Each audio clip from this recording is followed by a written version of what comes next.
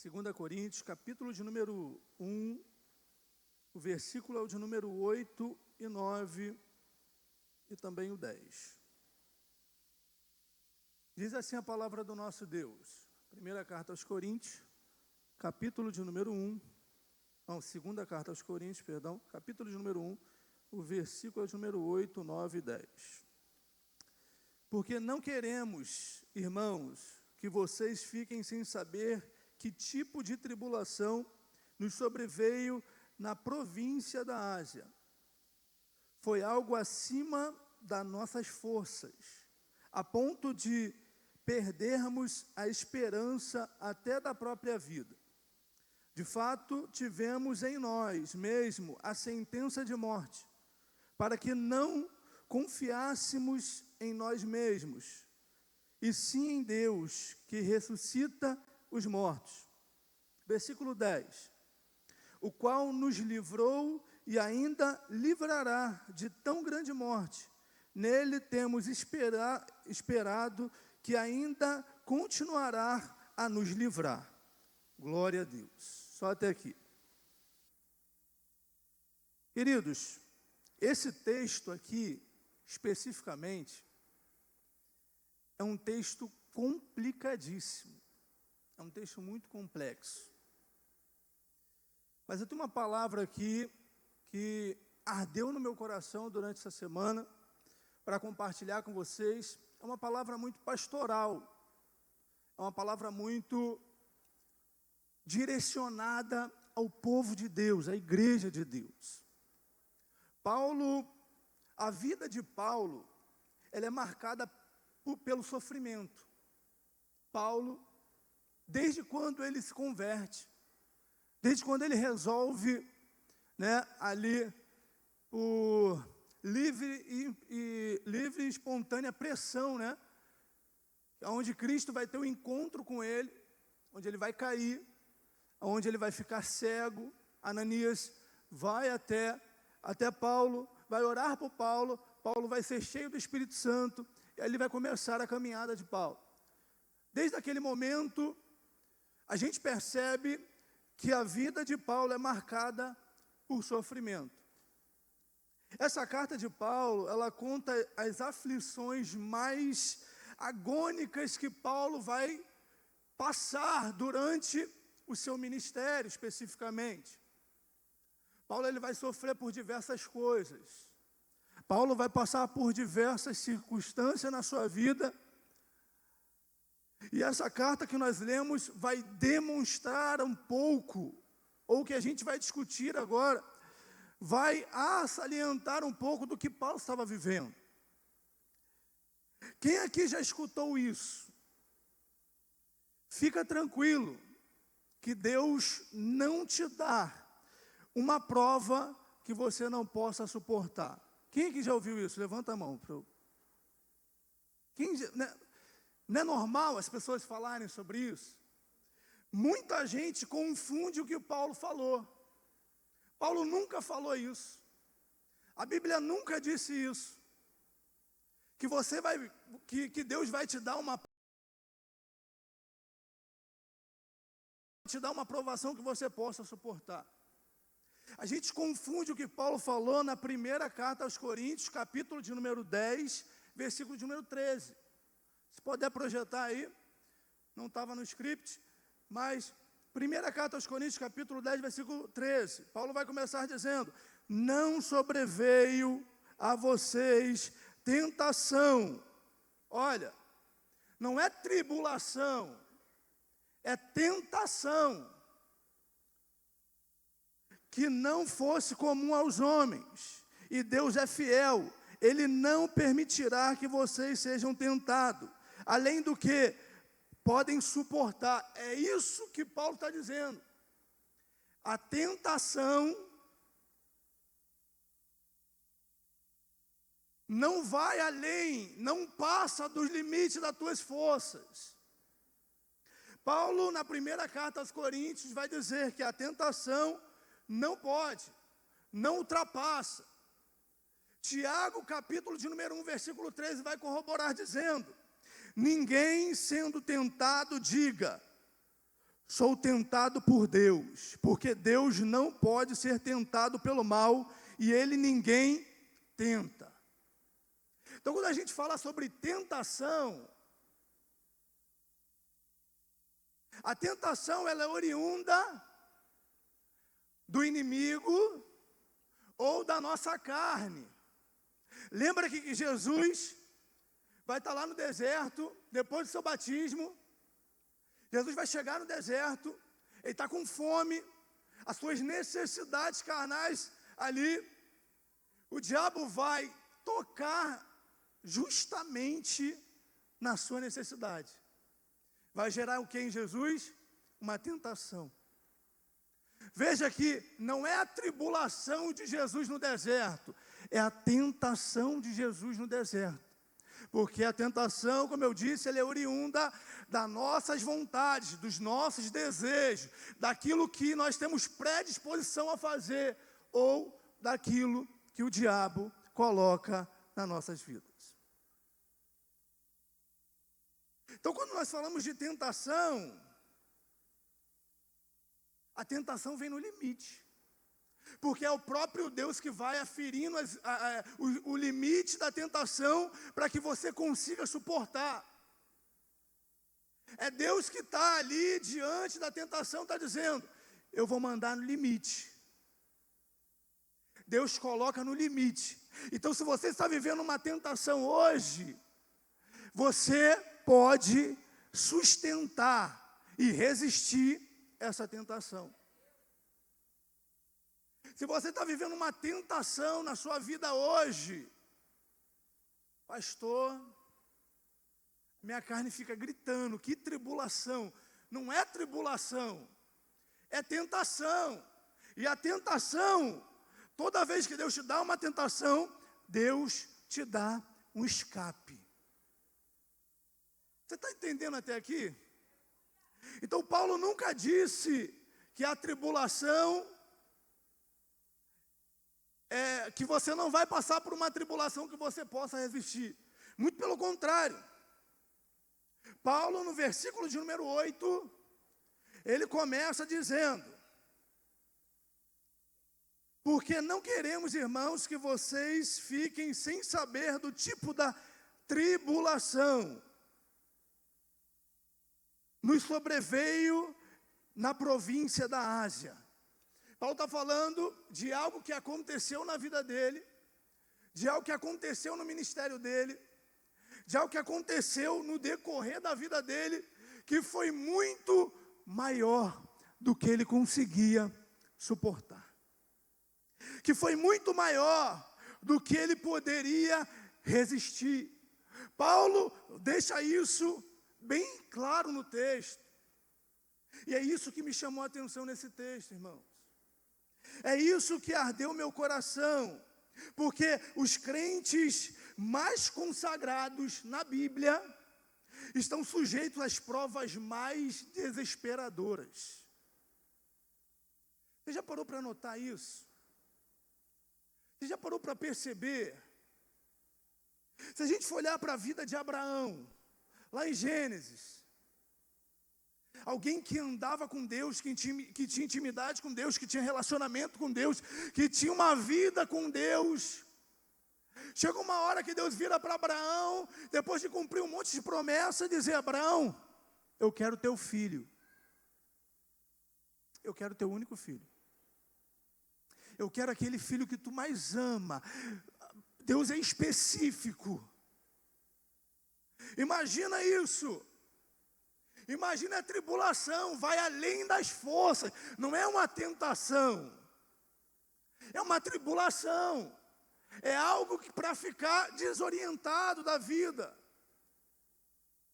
Mas mesmo assim, Abraão resolve obedecer a Deus, seguir a Deus, e aí Deus vai dar o livramento na vida de Abraão. Deus vai dar o livramento, vai dar o escape na vida de Abraão. O que eu quero que você entenda nessa noite?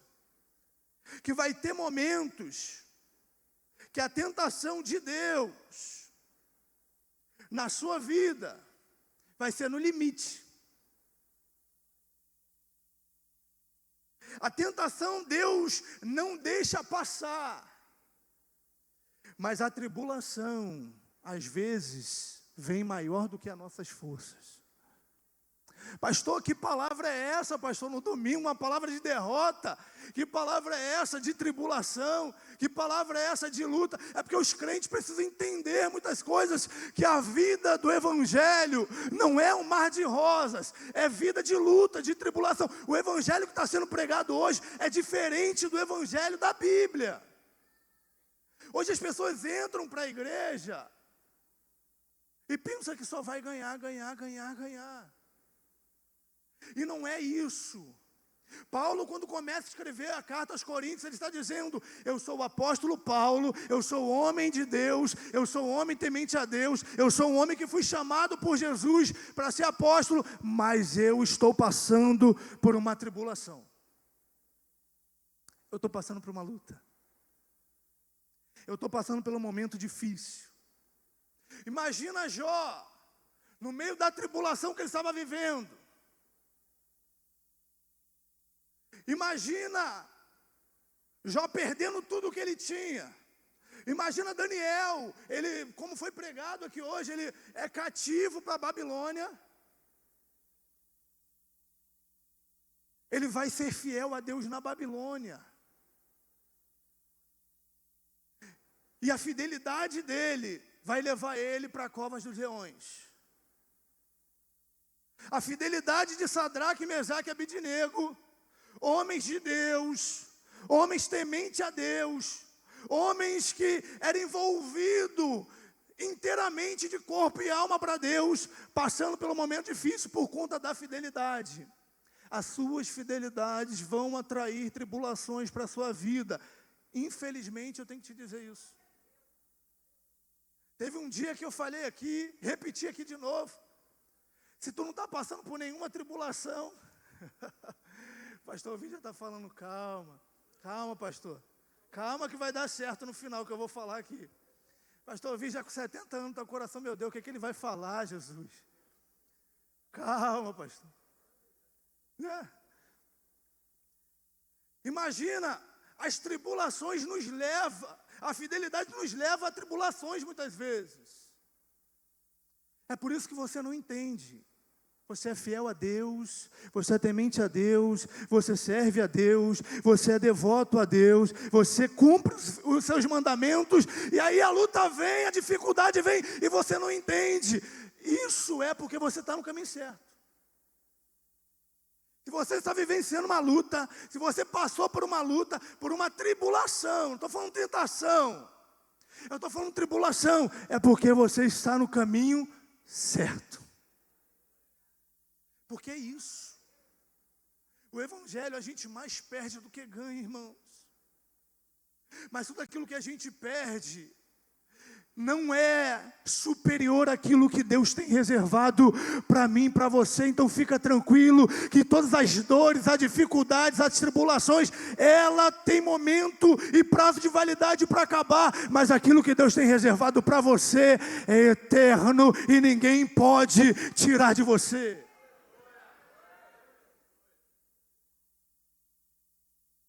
Quem vai registrar esse texto é o apóstolo Paulo, irmãos. Quem vai registrar isso é o apóstolo Paulo. Não é qualquer pessoa. Se você for olhar a história de Paulo, um homem extremamente fiel, um homem extremamente devoto, é um homem que vai passar por diversas lutas, diversas dificuldades, diversas aflições. É um homem que tem que lutar contra falsos pastores, falsos apóstolos. Quem olha para o apóstolo Paulo, diz, é impossível esse cara está passando por isso que ele está dizendo que está passando. Porque ele não vai relatar qual é a luta que ele está passando. Ele não vai falar o que ele está vivendo. Ele só quer que os crentes daquela região entendam que o Evangelho é luta, é dificuldade, é aflição também. Ele que escreve isso para trazer à memória, a consciência do crente, que o crente vai padecer pelo nome de Jesus. Que o crente vai enfrentar dificuldades. Quem olha para Paulo não consegue entender por que ele está falando isso. Porque se sou eu não ia dizer. A tribulação está acima das nossas forças. Paulo vai registrar no texto que é tão forte isso, que foi tão acima das forças, que ele vai se desesperançar da vida. Ele vai perder a vontade de viver. Ele vai perder a vontade de estar.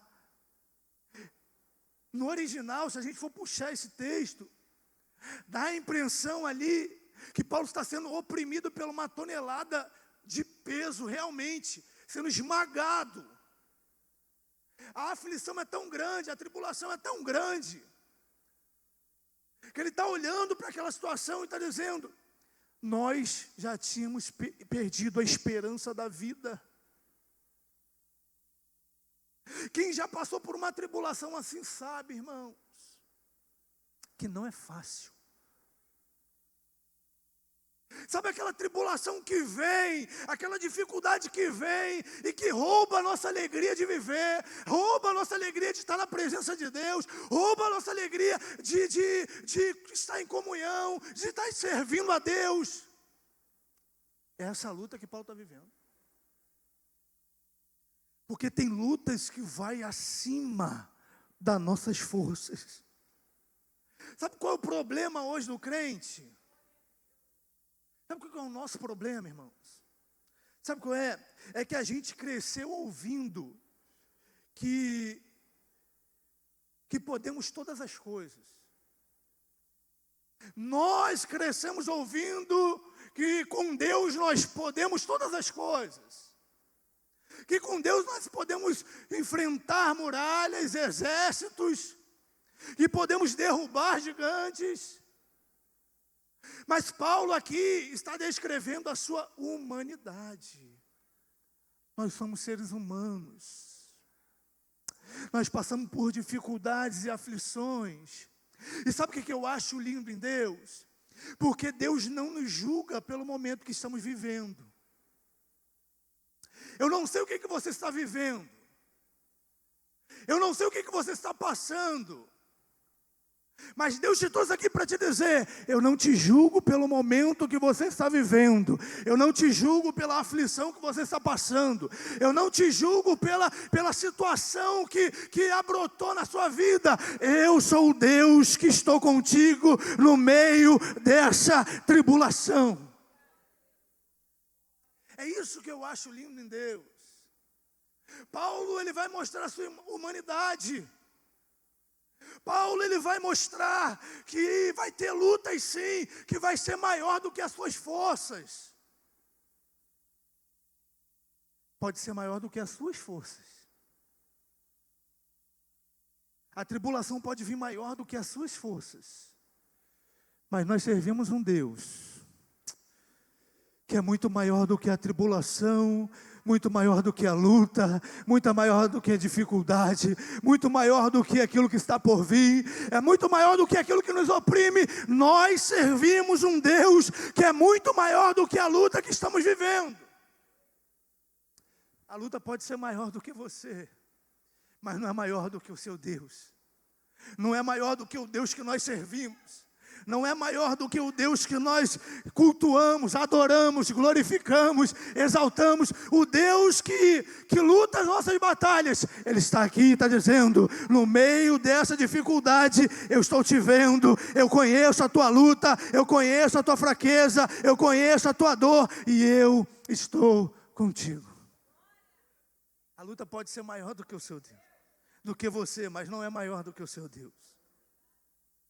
O grande problema é esse. É por isso que eu amo essa casa, irmãos. É porque uma palavra dessa te orienta. Porque tem muita gente que fica perdido na vida quando vem uma luta. Por que essa palavra me chamou tanto a atenção? Só abrir um parênteses aqui para a gente continuar. Tem um rapaz da igreja, eu não vou falar o nome porque está sendo gravado. A esposa dele estava cantando, louvando. Ele tinha acabado de casar, acho que um mês de casado. Ela cantando, louvando, ali adorando, na hora do culto. A menina caiu para trás. Isso tem 2 meses que aconteceu. A menina caiu para trás. E ali foi aquele, primeiro momento acharam que era alguma coisa ruim. Aí depois perceberam que ela estava passando mal, correram para ela para o hospital. E aquele alvoroço, fecha a igreja, o culto ali e tal. Não demorou alguns dias, a menina acabou falecendo. E a cabeça do rapaz, que era um diácono da igreja, a cabeça dele, na hora,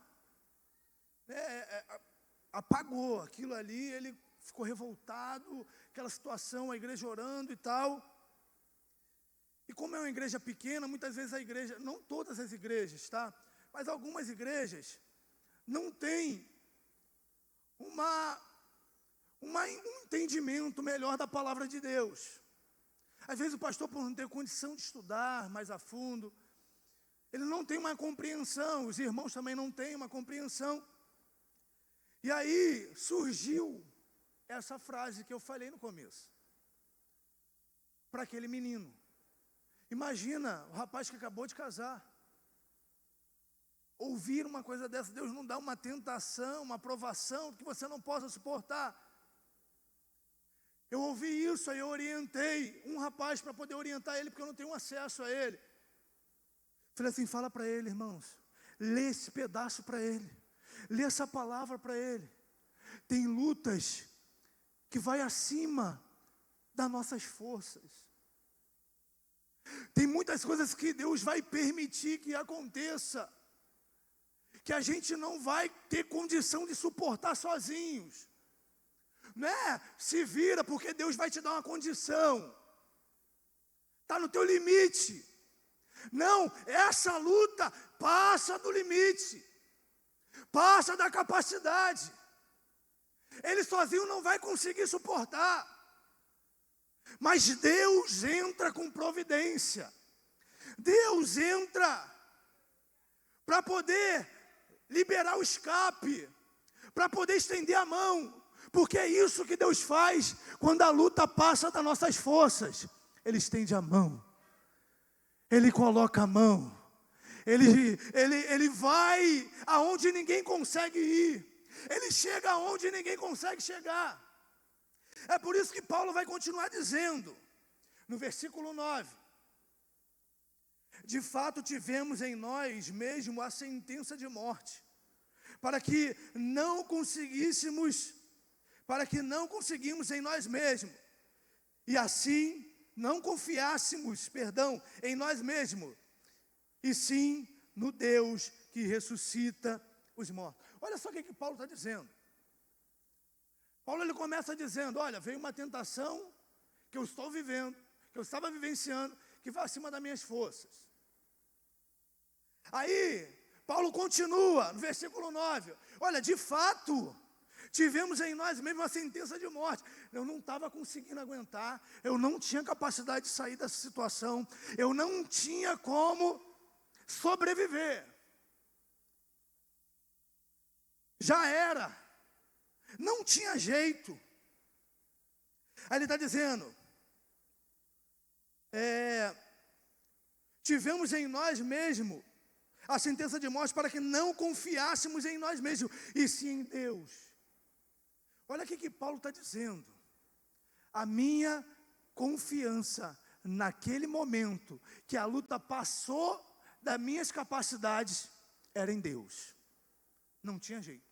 Sabe aquele momento que você se depara com a situação que você não tem para onde correr? Só tem a Deus. Porque às vezes Deus faz isso, irmãos. Às vezes Deus permite que algumas coisas aconteçam na nossa vida, para nós deixarmos a nossa confiança na nossa capacidade e começar a confiar nele. Sabe por quê? O que Paulo está dizendo?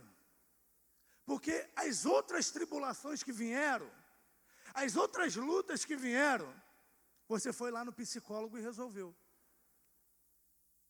Você foi no psiquiatra e resolveu. As lutas vieram, você foi no banco, pediu um empréstimo e resolveu. Você sentou com a família e conseguiu resolver. Mas tem lutas que vêm na minha e na sua vida, que só o Deus dos exércitos consegue resolver. E eu tenho uma palavra de Deus para liberar aqui sobre a sua vida nessa noite. É essa luta que você está vivenciando, é essa aflição que você está passando, Deus manda te dizer, Deus manda falar com alguém aqui: eu vou entrar com providência naquilo que você não consegue resolver. Deus consegue resolver. Talvez você está olhando para isso e está dizendo: eu não tenho como resolver. Deus está dizendo: eu resolvo para você. Talvez você está deparado com uma situação irreversível, não tem como. E Deus está dizendo: eu dou jeito naquilo que para você não tem jeito, que para a medicina não tem jeito, que para o advogado não tem jeito, que para a justiça não tem jeito. Nós servimos um Deus que dá jeito.